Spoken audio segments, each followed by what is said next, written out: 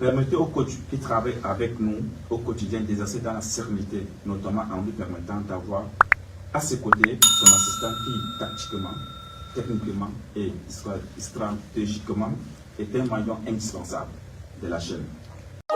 C'est terminé. Cette époque où les Lions indomptables n'étaient pas capables de tenir un papier format A4 ou encore moins de lire ce qui est écrit.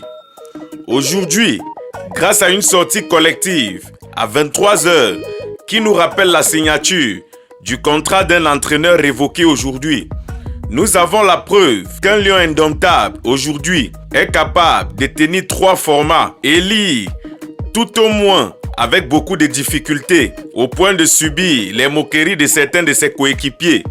Loin d'être les capsules d'Ulrich Takam, on aurait pensé que c'était une séance de répétition de l'île Barak avant un concert géant au stade Omnisport, Amadou Ahidjo de Yaoundé. Que non!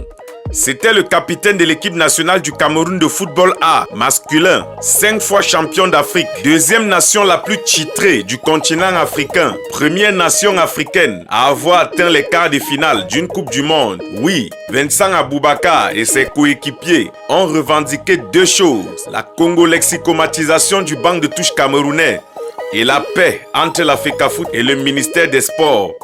Les questions qui pourchassent l'esprit des Camerounais en particulier et même des personnes qui suivent de près le football africain sont les suivantes. Quoi? Mais surtout, à quel moment? Il faut noter que dès le début de cette situation, ces joueurs tenus en échec le 19 mars 2025 par les Swatini il y a quelque temps à peine avaient signalé qu'ils ne se préoccupaient pas de ce qui est hors des terrains.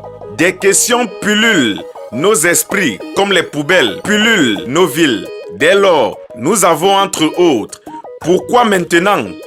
Et quel est l'intérêt réel visé? Et si leurs demandes ou vœux ne sont pas accordés, que feront-ils?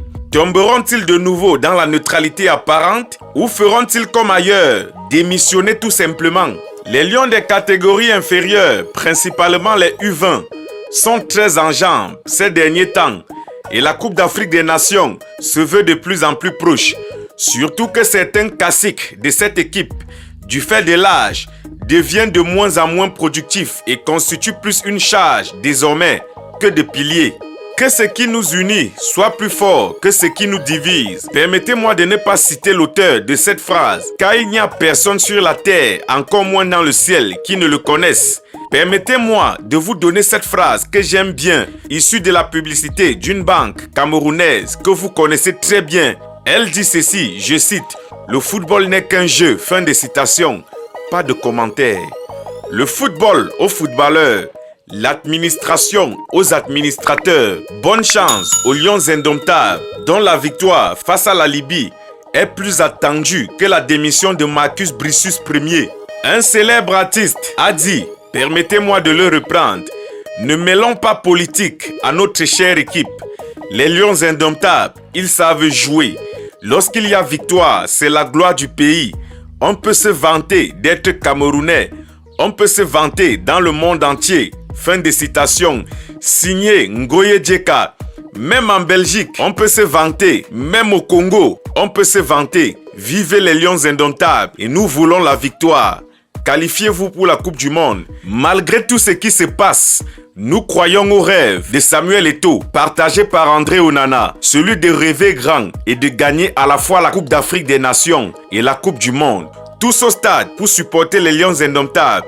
Nous sommes ensemble pour la suite.